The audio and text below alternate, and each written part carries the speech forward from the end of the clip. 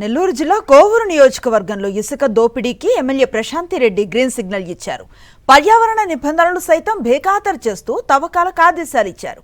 October 15 వరకు పెన్నా నదిలో ఇసుక తవ్వకాలపై నిషేధాన్ని ఉన్నా బేఖాతరు చేశారు ప్రశాంతి రెడ్డి. సీఎం చంద్రబాబుతోనే మాట్లాడాను, ట్రాక్టర్స్తో తవ్వకాలు జరుపుకోండంటూ ఆదేశాలిచ్చారు ప్రశాంతి రెడ్డి. కంప్లీట్ డీటెయిల్స్ అందిస్తారు మా కరెస్పాండెంట్ లోకేష్. చెప్పండి.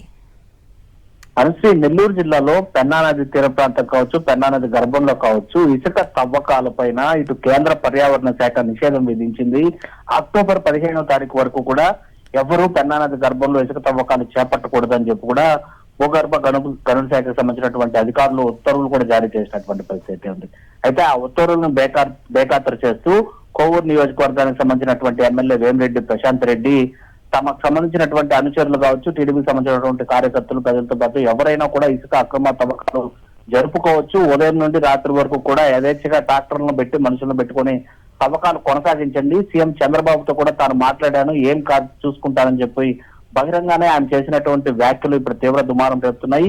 ఇప్పటికే కోవూరు నియోజకవర్గంలో సహజ వనరులను కొల్లగొడుతూ ప్రకృతిని అతలాకుతలం చేస్తున్నారని చెప్పి వైఎస్ఆర్సీపీకి సంబంధించినటువంటి సమన్వయకర్త ఇటు ప్రసన్న కుమార్ రెడ్డితో పాటు కోవూరు నియోజకవర్గానికి సంబంధించినటువంటి ముఖ్య నేతలు వీరి చలపతి, అనూపు వీళ్ళందరూ కూడా ఆందోళన చేపట్టినప్పటికీ కూడా ఈ తరుణంలో మరింతగా ఎమ్మెల్యేనే ఆదేశాలు ఇవ్వడం, అది కూడా కేంద్ర పర్యావరణ నిబంధనలను బేఖాతరు చేస్తూ ఇవ్వడం పైన ఇటు ప్రజలు కావచ్చు విస్మయం చెందుతున్నారు. మరోవైపు వైఎస్ఆర్సీపీ శ్రేణులు అయితే మాత్రం ఎమ్మెల్యే యొక్క బరి తెగింపు వ్యాఖ్యలపైన తీవ్రమైనటువంటి ఆగ్రహం, ఆవేదన వ్యక్తం చేస్తున్నటువంటి పరిస్థితి కనబడుతుంది.